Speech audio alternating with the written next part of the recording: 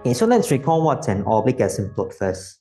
Oblique asymptote, maybe I'll just draw in a simple example, easier to visualize. Oblique asymptote is referring to asymptotes whereby the equation is of the structure mx plus c. So you have got like a slanted line and you have an oblique asymptote. An example of the graph with the oblique asymptote could look something like this, and it will tend close to the asymptote. So definition of oblique asymptote is that at this extreme end region, extreme end could be either towards the right-hand side or the left-hand side, either infinity or minus infinity. You have got your graph tending towards mx plus c. If the graph tends to mx plus c, then we say that mx plus c is an asymptote of the equation. So why I need to recap on this is because there will be transformation graphs that takes on oblique asymptote, will be slightly tougher to draw, so I wanted to show with one example. So I have initially here an fx graph that they would like us to try to form this fx minus 1 over 2 graph. Okay, we try to think through what we had from last week in terms of drawing the graphs, and you always start with trying to plan through with a flow chart first. Flow chart means we start with the fx. We think about the possible replacements. So we replace x by x over 2. You can do the minus 1 over 2 first, but the over 2 will be better, less complication for the next step. So we get f of x over 2. Before we continue to the next one, we replace our x by x minus 1.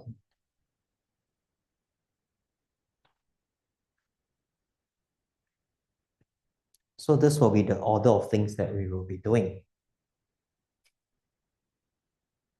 The complication for a oblique asymptote problem is that you should start thinking about what happens to the oblique asymptote as well in terms of the equation. This equation, 2x plus d, what will be the new equation on the transformation? Oblique asymptote, do a separate step because you will need to think through with the exact replacements as well. So if my first step was a replacement to x over 2, I would like to do the same here. We replace it to x over 2. So my equation becomes then the x plus d. And we continue to the right-hand side. You want to replace the x to x minus 1 on the next step. So your equation becomes x minus 1 plus d. The learning point here is oblique asymptote, go and think through with the same replacement. Then when you draw out the graph, it will be similar to what we did last week. This time, we have to recall what happens to a replacement and its transformation. If your replacement is coefficient half, the actual transformation is u times 2 to the x values. You're replacing x, so it should be a transformation on the x. And second step, we will be doing a plus 1 to the x values. Minus 1 becomes a plus 1. So let's draw out the two graphs. I'm going to draw out two sets of axes first. We will plan our graphs as we go along.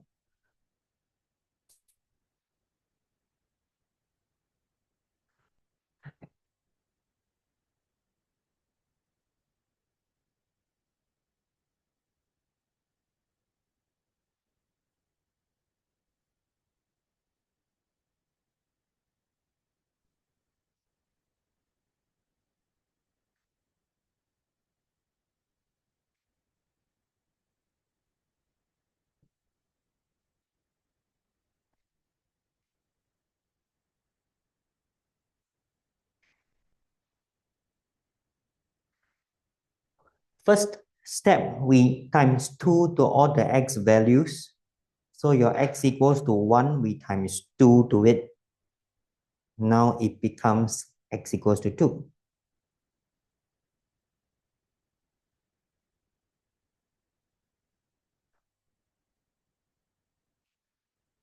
We try to draw the new oblique asymptote properly. So my new oblique asymptote is x plus d. It's going to cut the x and the y-axis at negative d and d accordingly. Okay, so that will be my oblique asymptote. I'm drawing out the middle graph in case you are thinking, is it the final or the middle? Just drawing out the intermediate middle graph.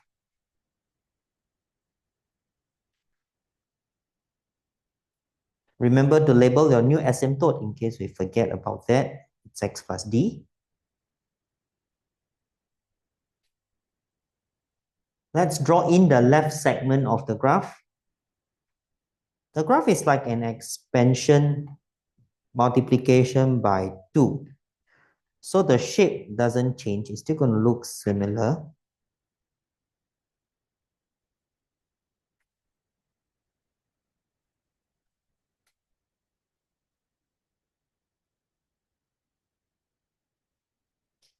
Whereby the new intercept is still c, because this is x value 0. X value 0, you times 2 is still the same x, the y don't change. However, the new x-intercept is at negative 2a. We multiply by 2. On the right-hand side, similar graph.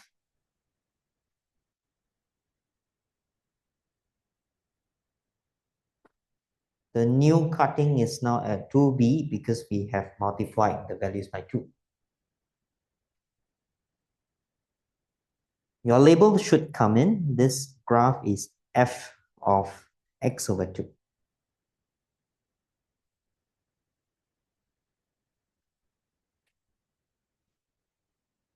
Then let's shift everything towards the right by 1 unit. Last graph, shift everything right by 1 unit. Only the values will change. The shape will look largely the same. So your vertical asymptote also shifted by 1. It's now at the value 3.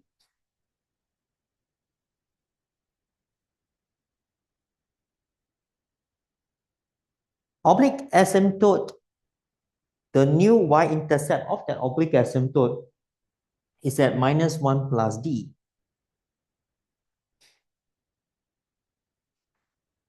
But what is the new x-intercept? X-intercept, if I calculate, then this is x. It will be your y is 0. So if I check the new x-intercept, x will be equals to 1 minus d. And one of the important things is, where should we position this? Should 1 minus b be located on the left, or is it now on the right of the axis? So we may want to perform a check on how big this number is. We know that initially d is larger than 1. I'll just do a working here. If d is larger than 1, then negative d will be lesser than negative 1. And if I add 1 on both sides, we will get 1 minus d to be still lesser than 0. So I should expect perhaps my 1 minus d to be on the left here.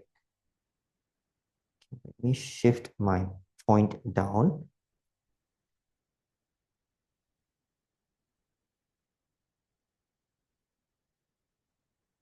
So we get that new oblique asymptote.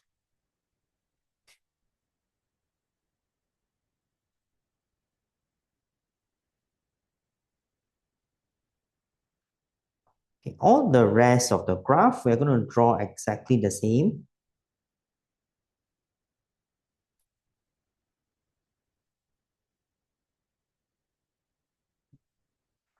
Okay, we shift everything to the right. So just be careful on this point C.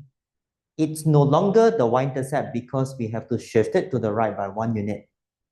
That point C actually became somewhere here where it is C and 1, but you don't need to draw in this.